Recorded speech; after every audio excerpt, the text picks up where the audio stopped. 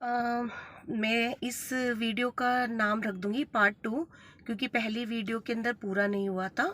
तो इसीलिए मैं बताना चाहती हूँ कि नियम क्या है। जो नियम परमेश्वर ने कभी नियम नहीं दिए। नियम परमेश्वर ने नहीं दिए, खुद मनुष्य ने बनाए हैं।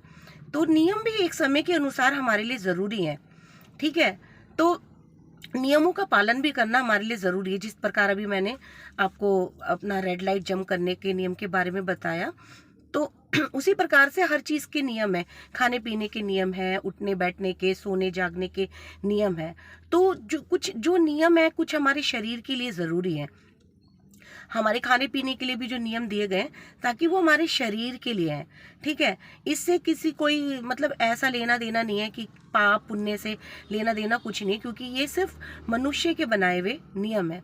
परमेश्वर ने जब ये दुनिया बनाई तो परमेश्वर ने कहा, जाओ खाओ पियो और फूलो फलो। मतलब खूबसूरती से उन्होंने हमें अच्छा जीवन दिया था, लेकिन हम मनुष्य ने खुद बिगाड़ लिया सब कुछ।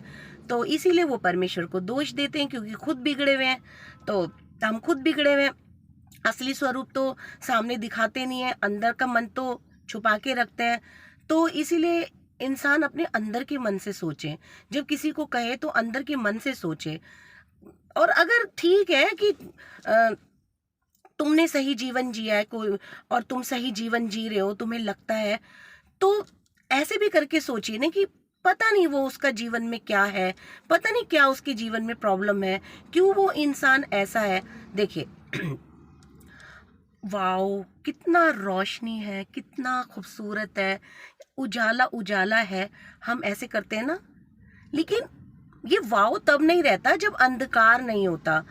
तो जब अंधकार है तभी तो हमें रोशनी की एक महत्वता को पता चल रहा है कि हाँ वो खूबसूरत है। आप कैसे किसी को खूबसूरत बोल सकते हो? आप एक बार बताओ, जब हर कोई खूबसूरत होता, हर कोई सुंदर होता, तो कोई हम किसी को ये कह सकते थे कि ये खूबसूरत है, ये खूबसूरत है? हम नहीं कह सकते थे ना। हम किसी को खूबसूरत क्यों कहते हैं? कि कोई बदसूरत होता है, तो इसीलिए हम कहते हैं ना। तो उस बदसूरत का होने का भी रीजन है। तो इसीलिए परमेश्वर जो हमें देते हैं, उसको हमें एज इट इज एक्सेप्ट करना चाहिए। हमें जो भी वो खाने को दे रहे, जो भी हमें जिंदगी दे रहे हैं, तो हमको अपने मन को फेंक के कि हम अपने मन में सोचें ये बुरा है ये अच्छा है। हमारे मन में ये बुराई अच्छाई का स्तर भी ना सबसे बड़ा खतरनाक है। मतलब अच्छाई बुराई का स्तर हम खुद अपने अंदर सोचते हैं, अच्छाई बुराई। अरे अपने बच्चे जैसे मन को बनाओ ना, छोड़ दो, लेट गो करो। कोई कुछ तुम्हें लगता भी है कि कुछ लगता है तुम्हें कि तुम्हारी नजर में तुम्हारे हिसाब से वो सही नहीं है, तो तुम्हारे हिसाब से सही नहीं है ना, उसके हिसाब से सही हो सकता है। कभी दूसरे की तरफ खड़े होके देखिए, तब सच्चाई का पता चलता है। इसीलिए एक तरफ से ही फैसला मत कीजिए, जानिए। अभी तो दुनिया खत्म नहीं हुई है। अब आप 2000 पहले चले जाइए, तो आज हम जैसे जिंदगी में जी रहे हैं, तो पहले हम कल्पना कर सकते थे क्या उसकी, कि ऐसा भी होगा, गाड़ियां भी होंगी, ऐसा भी मेट्रो भी होगी, जहाज भी होंगे।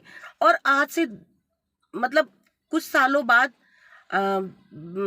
कुछ पता होगा कि अभी तो बाइबल में भी 1000 वर्ष के लिए और है अभी हमारी दुनिया, अभी 1000 वर्ष और है ये दुनिया। तो आप कल्पना कर सकते हैं कि कहाँ होंगे, हमारा फ्यूचर वर्ल्ड क्या है, जिसको हम स्वर्ग कहते हैं, जो हमें परमेश्वर जहाँ देना चाहता है, वो हमारा फ्यूचर वर्ल्ड है। हम वहां पहुंचेंगे।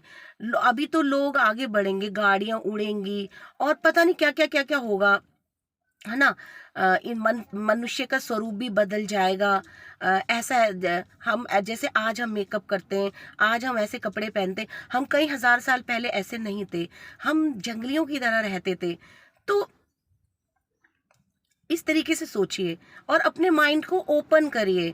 लिखा है वी आर न्यू क्रिएशन, हम नई सृष्टि है। नई सृष्टि का मतलब क्या है? लोग नई सृष्टि को आत्मिक जीवन से जोड़ते हैं। मतलब आत्मिक जीवन और स्पिरिचुअल जीवन, जो धार्मिक जीवन और क्या कहते हैं वर्ldly जीवन, दोनों अलग अलग एक तरीके से है। आप किसी को देख के नहीं जज कर सकते कि ये आत्मिक है। मेरे को देख के आप ये नहीं जज कर सकते कि मैं आत्मिक हूँ, क्योंकि ज़रूरी तो नहीं कि मैं बहुत सिंपल तरीके से रहूं, सर पे दुपट्टा रखूं, या बहुत सिंपल हूं, मेरा नेचर ऐसा हो कि मैं सिंपल रहने, तो ही आप मुझे देख के सोचोगे कि मेरा मन अच्छा है, मैं आत्मिक हूँ। ऐसा ज़रूरी नहीं है कि आप किसी के बाहरी स्वरूप को देख के आप ऐसे कह नहीं सकते कि ये अंदर से स्पिरिचुअल है कि नहीं है। ये तो जानने वाला इस संसार में तो कोई भी नहीं है।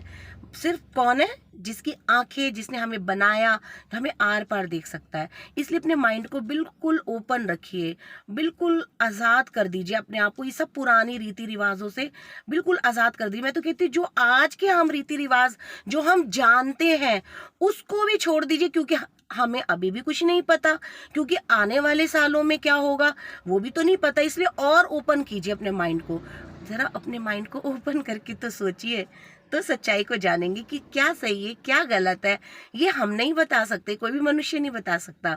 इसलिए आप एक दूसरे का साथ दीजिए जो ज़रूरी है। एक दूसरे से अगर आप प्रेम करना भी कोई इतनी आसान बात नहीं है, ये भी अपने मन की इच्छा है। अगर नहीं कर सकते हो तो भी कोई ज़बरदस्ती नहीं है, लेकिन कम से कम अपने आप से तो प्यार कीजिए, पहले अपने आप से प्रेम कीजिए, तो एक दूसरे का सहारा बनिए। कभी मैं मानती हूँ कि हर एक इंसान अपने जीवन में प्रॉब्लम में है, लेकिन फिर भी हम किसी ना किसी तरीके से हेल्प कर सकते हैं, साथ खड़े हो सकते हैं। बहुत सारे तरीके हैं, हम मेंटली सपोर्ट कर सकते हैं बिना किसी चीज़ को। कोई चीज़ जो तुम्हें सही नहीं लगती उसको साइड में रख दीजिए, क्योंकि सही हम भी नहीं है। अगर हम प्लीज़ गौर से देखिए, अपने आप को देखिए, जांचिए, क्या आप सही हैं, क्या मैं सही हूँ। उन सब चीज़ों को साइड में रख के सोचिए कि हमें एक दूसरे की मदद करनी है, एक दूसरे की बात को सुनना है और समझना है कि वो क्या कहना चाहता है। तो कहने को बहुत कुछ है, मगर कहने पे आते अब ये भी है, कुछ कहने पे तूफान उठा देती है दुनिया। तो ठीक है, मैं और वीडियो बनाऊंगी। अगर आपको अच्छा लगे तो प्लीज़ मेरे को लाइक करना, और कुछ समझ में ना आए तो प्लीज़ माफ़ करना और मुझे समझाना, क्योंकि मैं भी एक इंसान ही हूँ। ठीक है, और बाकी तो सब खुदा है। Bye bye, take care.